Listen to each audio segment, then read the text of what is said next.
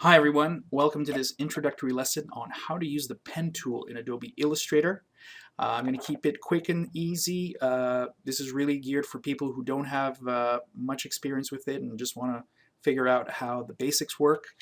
Um, let's start by starting a new file up in Adobe Illustrator here. File, new. I'm just going to click OK with the default settings. Don't worry about it. We just need a little scrap piece of paper to doodle on. Click OK. And there we go. The pen tool is located usually as the fifth icon from the top here on your toolbar on the left hand side. Um, if you don't see the actual pen tool, and you might see something else there, click to hold down the icon and you should see a little sub menu appear after you hold it down for a second or two. And you'll see in this list the pen tool here at the top. And that P over here is a little shortcut, which is good to remember. If you press P on your keyboard at any time, it'll just switch automatically to the pen tool, which is a nice time saver right there. So I'm going to select my pen tool, and instinctively, those of you who come from other drawing applications like Photoshop may be tempted to just start, doodling and drawing as you normally would with a pencil or brush. However, if I do that with the pen tool, I'll end up with something like this. Like, hey, where's my stroke? What happened? The pen tool works very differently. It works more with mathematical approach to drawing rather than a more expressive hand-drawn effect. So you might have to plan out your moves a bit better ahead of time, and don't be discouraged because it's maybe a little counterintuitive in the beginning, but eventually it'll become second nature once you're able to predict how your artwork is going to turn out. So the basic principle here is it works with anchor points, and that means that if I click with the pen tool anywhere on my artboard, I'll set down an anchor point. If I move to another location and click again, these two anchor points are now connected. If I continue clicking, I'll just keep generating this line, and every time there's an anchor point, it will either change angle or direction or whatever. I can try to keep going in a straight line, and you see Illustrator provides me with this nice green guide letting me know that I'm in exactly the right place to keep creating a straight line. But it's more fun to just doodle around. Now, as I return back to the beginning of my shape, when I move my cursor over the beginning point, there's a little circle that appears in the bottom right corner of the cursor. That's to indicate that if I click here now, this open line that I've been drawing will turn into a closed shape. So the opening point and the end point, like right now, click, have closed to create this shape over here. It's not the prettiest shape you'll ever see in your life, but that's okay. We're going to clean it up a little bit. Now that we have all these anchor points, we can control the shape very easily. We'll start by clicking here the direct selection tool on the left hand side, and if you hover over these anchor points, you'll see them increase in size and become highlighted. I'll just zoom in a bit so you can see what I'm talking about a bit more closely. The anchor points themselves don't increase in size, but at least you can see where they are on the curve. So if I select this, it'll turn dark blue as opposed to white like the other ones. I know it's selected. And now I can grab this anchor point and move it around. No secret there. And I can, by moving around these anchor points, just click and drag, you can completely shape this into a new type of object. This is all fine and dandy, but I'm finding it's a little too angular. I want to increase the curviness. I want to add some curves to this. Well, I don't have to redraw the shape. Using another family member of the pen tool, the Convert Anchor Point tool, which is accessed by clicking here, holding down, and then selecting. These anchor points can now be converted into curves. So if I click and drag, you'll notice these two little handles that pop out at opposite ends. And the shape, this right angle that was here, suddenly becomes a nice smooth curve. Boom, look at that. And I can keep doing that in this shape with all these anchor points and mix and match. So I can have this straight line turning into a curved line and vice versa, and now I can start creating some complex shapes.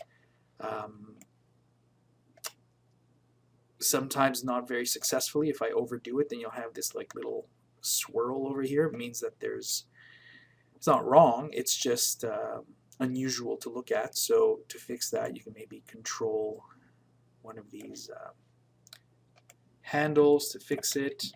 But I encourage you to experiment, and really there aren't any mistakes when you're playing around with this stuff, so don't worry about it.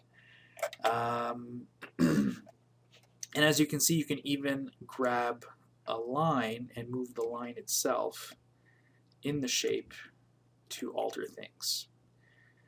So, and it's all based on these anchor points and the angle of the handles that you're provided with.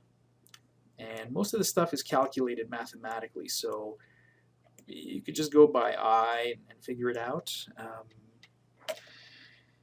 You can delete anchor points too. If you feel that there's just too many of these control points, you want to simplify your shape, you can just select the tool from here in the toolbar and click the anchor points to start deleting.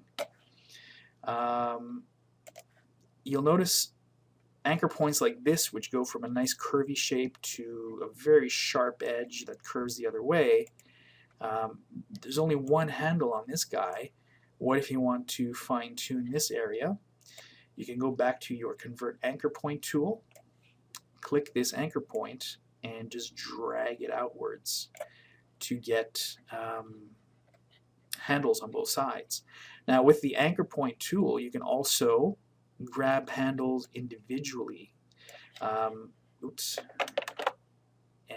basically control the angle at which these handles are working. So by default, you'll notice that this curve over here has this handle, and if I move one, the other one at the other end, this is basically a straight line.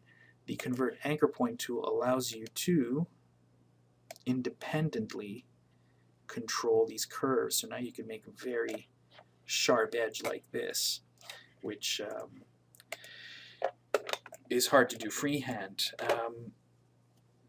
What else? So to summarize, I'm just going to delete this shape. Grab your pen tool and click to draw your initial shape.